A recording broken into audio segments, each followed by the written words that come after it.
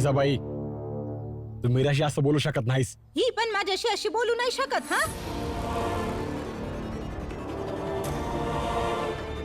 ज्याला जे बोलायचंय ते बोला. माझा जेवढा अपमान करायचा आहे करू दे, पण जिजाबाई आज या घरात येऊ शकणार नाही. बस. अच्छा, तर मग तुम्ही बी या घरामध्ये जायचं नाही.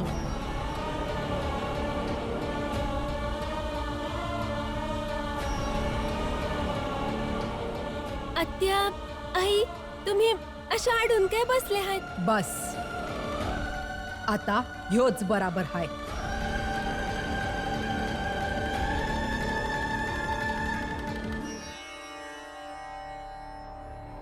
समदे घरात चला. या दोघींना हितच राहू दे. पण एकदा सांगितलं ना मी. आज चला.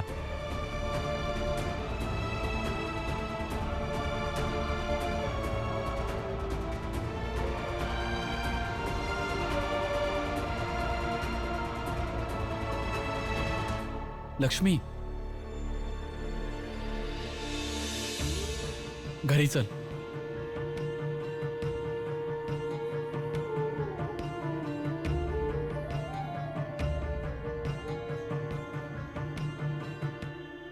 चला, तुम्ही बी समदे लागा आपापल्या कामाला. हे तर रामजीचं घर आहे.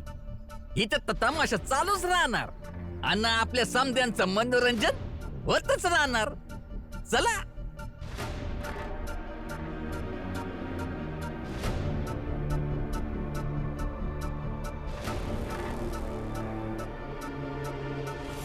आता 3 दिवसच राहिलेत. ही पैजेची येळ संपून जाईल. वाटलं होतं मला हे कोर्ट कचेरीचं काम अजून 3 दिवस चाललं असतं तर माझं काम लई सोपं झालं असतं. आता ही केसच संपून गेली. माहित नाही आता ह्या 3 दिवसात भीम काय काय करल.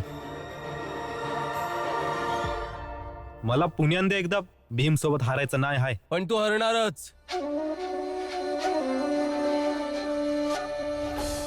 बावळट माणसा, तू दरवेळी हरणार. तू तो तुझा आजारी भाऊ आनंद अनेकदा भीमरावच्या विचारांशी असहमत असता, तरी पण त्याचीच बाजू घेता तुम्ही. बाळा, एकाच वेळी 2 दगडांवर पाय ठेवलास तर तू बुडणारच. अर्धा विरोधी, अर्धा समर्थक बनून तू अजून काही नाही तर स्वतःलाच चेष्टेचा विषय बनवतो आहेस. एकतर पूर्ण समर्थन कर, नाहीतर पूर्णपणे विरोध कर, तरच काही परिणाम दिसतील. समजलास?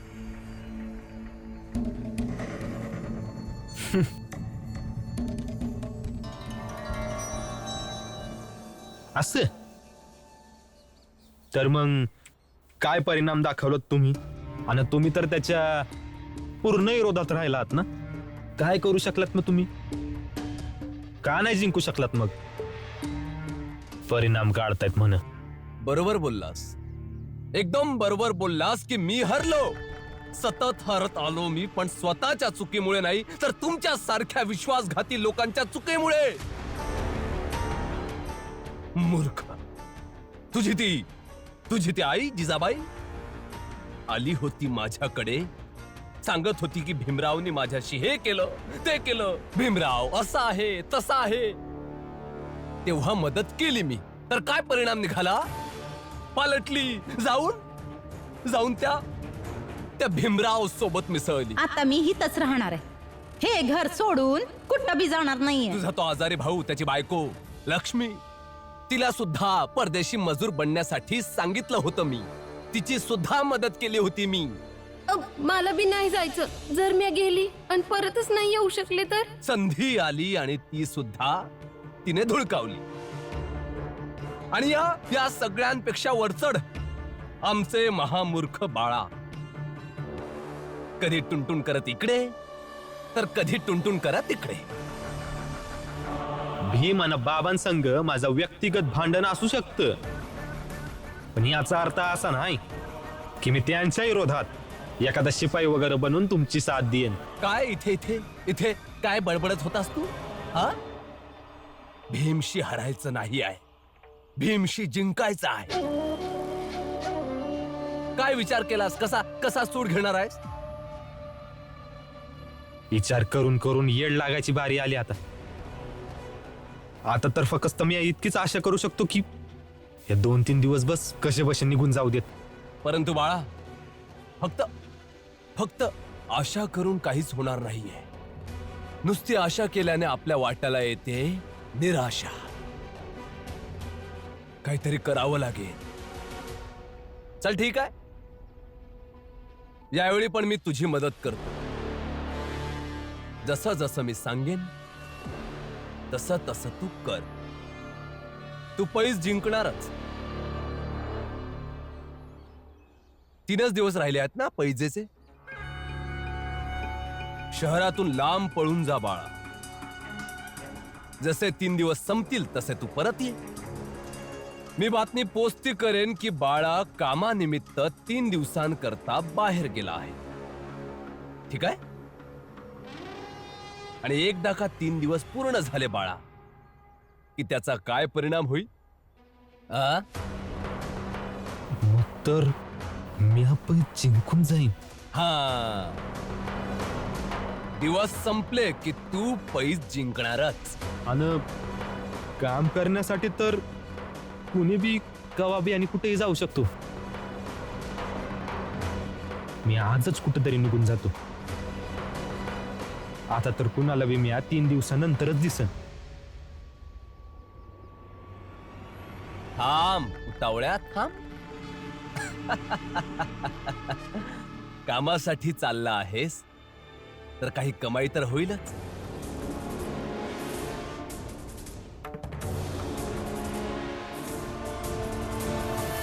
घे, ठेव तुझ्या कामाचे पैसे.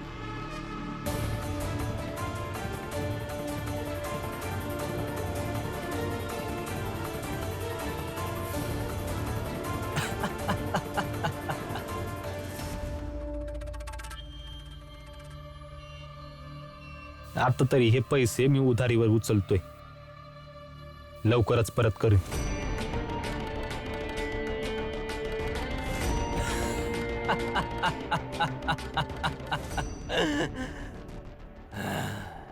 भीमराव,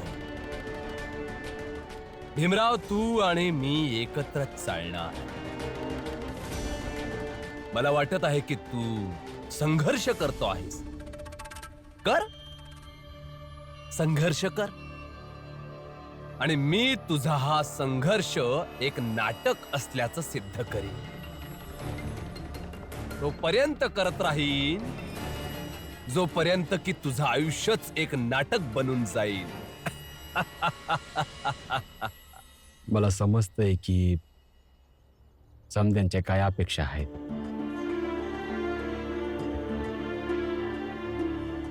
पण आत्ता जाऊन जिजाबाई आणि मीराशी बोलायचंय म्हणजे चुकीचं आहे.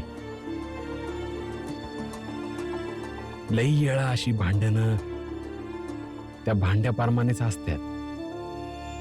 ज्या भांड्यात आत्ताच चहा बनवला असेल ती तशीच ठेवा. मग थोड्या वेळातच ते भांड आणि तो चहा दोघं बी थंड झालेले असतात. आणि असंच आपण जिजाबाई आणि मीराला जरा येळा करता वेगळं एकत्र सोडून देऊ. मग त्या दोघींची डोकी शांत होते. त्या भांड आणि चहासारखी. बाबा, आता तर आई बी कायद्याचा मार्ग सोडून आलीये. आणि त्यांनी जे खोटे नाटे आरोप केले होते ते बी मागे घेतले आहेत. आता तर आई बरोबर आहेत ना? तर ह्या गोष्टीबद्दल नाही बोललं तर नाही चालणार की तुम्ही नाहींनी मूल दत्तक घ्यावं का नाही? हो बाबा, त्या तुमच्यासाठी, या कुटुंबासाठी 4 पावलं मागे आल्यात ना. तुमच्यासाठी इथपर्यंत परत फिरल्या.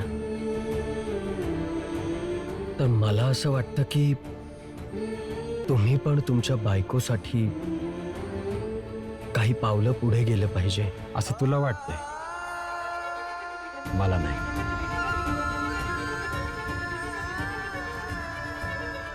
आणि ज्या दिवशी मी तुझ्या विचाराशी सहमत असेल त्या दिवशी मान्य कर. पण रोज रोज सतत या विषयावरती बोलणं होणार नाही.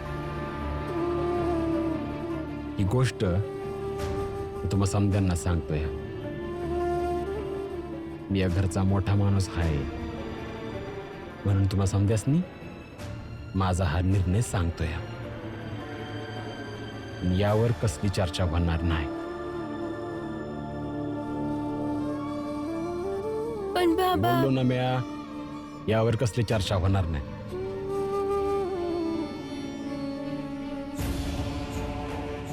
जिजाबाईला पुरणपोळी आवडते. आज तिच्यासाठी तिच्या आवडीचे जिन्नस बनवा. बायको आहे माझी, तिच्यासाठी इतकं तर करूच शकतो.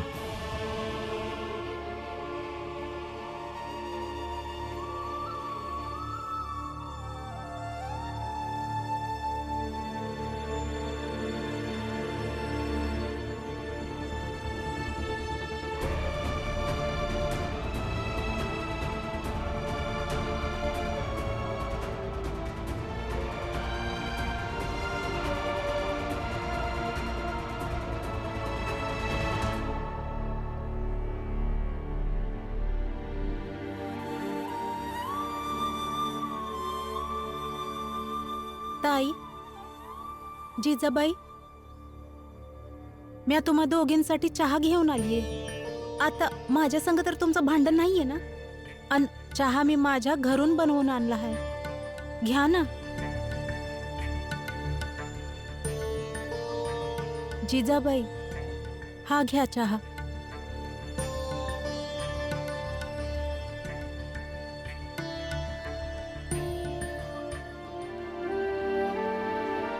ताई, जिजाबाई, तुम्ही घरचे मोठे असून आता असे चिडून बसला तर याचा परिणाम घरावर होणारच ना. माझी चूक हाय मी चुकीची. पण असं असून बी यांच्या प्रत्येक गोष्टींची काळजी घेतली आहे मी. आणि यांना बघा, अशा माझ्या समोर येऊन उभ्या झाल्या आणि म्हणाल्या मी आत नाही जाऊ शकत. बहुतेक जिजाबाई समद विसरलीये. या घरात पूर्ण आदराने हिला सून करून मीच घेऊन आली होती ना, जेव्हा दादा लगीन करायला तयार नव्हता. आणि हिला बी तसंच ठेवलंय जसं भीमाबाईला ठेवलं होतं. पण हिनं या घराची किंमत ठेवली नाही आणि नाही कुटुंबातल्या लोकांची. म्हणून तर ही वेळ आलीये की मी तिला घराच्या आत जाण्यापासून नकार दिला हाय. हो, तर लगीन करून दिलंय तर आयुष्यभर यांच्या हिशोबाने नाही जगू शकत ना. बघा, कोण करतं हिशोबाच्या गोष्टी? ती जिला स्वतः हिशोब बी धड ठाऊक नाहीये. आता काय मी तिच्या हिशोबाने वागायचं का?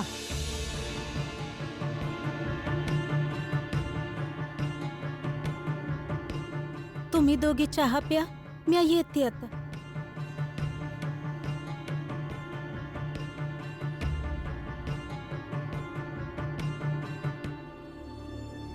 गरम चाय हाय, पिऊन टाक.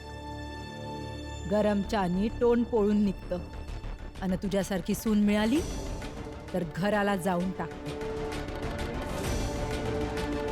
जाळायचंच असतं ना तर अशी धावत इथं परत आली नसती. मी कोर्टात गेली असती आणि समदच भस्म झालं असतं. प्या तो चहा, टोमने नका मारू. तू भी घे गरम गरम चाय.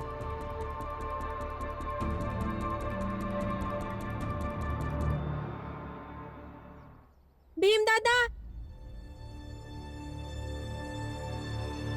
भीमदादा, बाळादादा कुठेतरी गेले.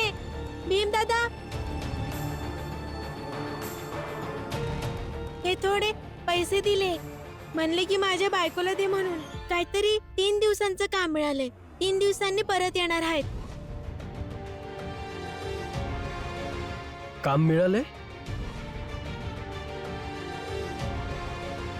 मला नाही वाटत त्यांना कुठलं काम मिळालं असेल. मला वाटतंय ते यासाठी पळून गेले कारण पैजेचे 10 दिवसातले आता 3 दिवस उरलेत.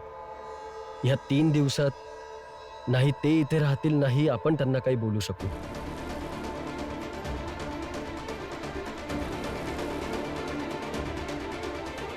बाळादादा, तुझी सवय आहे कठीण परिस्थितीला तोंड देण्याऐवजी तिच्यापासून पळायची. हे तू योग्य नाही केलंयस. एकदम बराबर केलं म्या. त्या भीमशी वाद घालण्यापेक्षा तर त्यापासून लांब राहणंच बरं.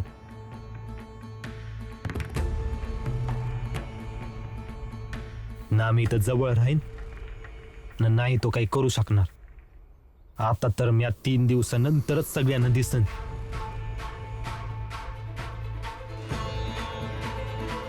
नरोत्तमकडनं हे जे मी कर्ज घेतलंय याचं अर्ध पैसे तर मी करुणाला पाठवलेच आहेत आणि बाकी उरलेले हे पैसे 3 दिवस मला सहज पुरतील. भीम, कर काय करायचं आहे ते.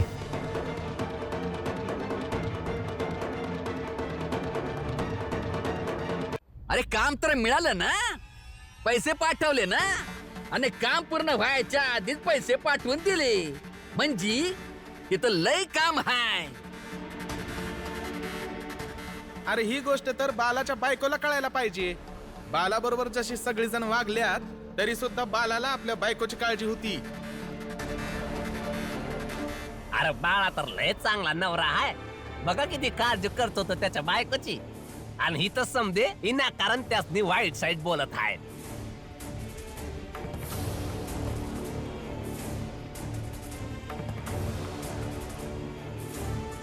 दीपक, ते पैसे दे जे माझ्या नवऱ्याने दिले आहेत.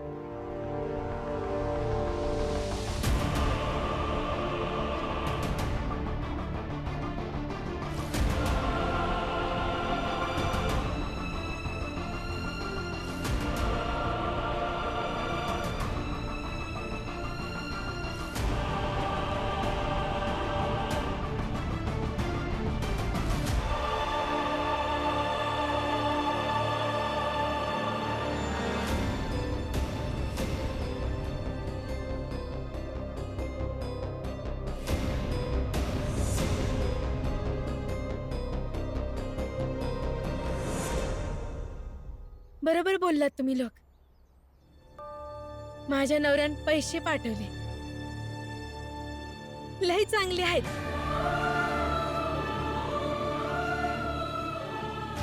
मग काय फक्त नवऱ्याने पैसेच पाठवले पाहिजेत का?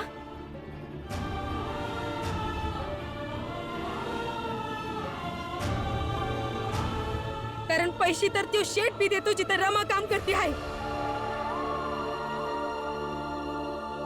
पैसे तर मी रस्त्यात बी उभी राहून भीक मागितली ना तर येणारे जाणारे बी देतीलच.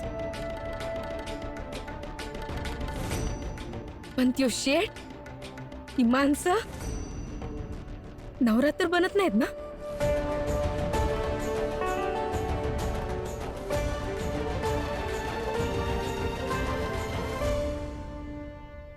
पैशांचं काय आहे? पैसे तर रमा आणि लक्ष्मी बी कमावतात. पैसे तर नवरा बायको पैकी कोणी बी कमवू शकतं. म्हणूनच फक्त पैसे दिल्याने या नात्याला अर्थ मिळत नाही. किमान माझ्यासाठी तर अजिबातच नाही.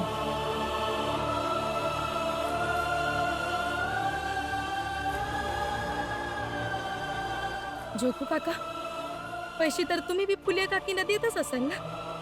पण तुम्ही कधी विचार केलाय की तुम्ही त्यांना जी जखम दिली आहे त्यानं त्यासनी किती त्रास होत असेल, किती वेदना होत असेल.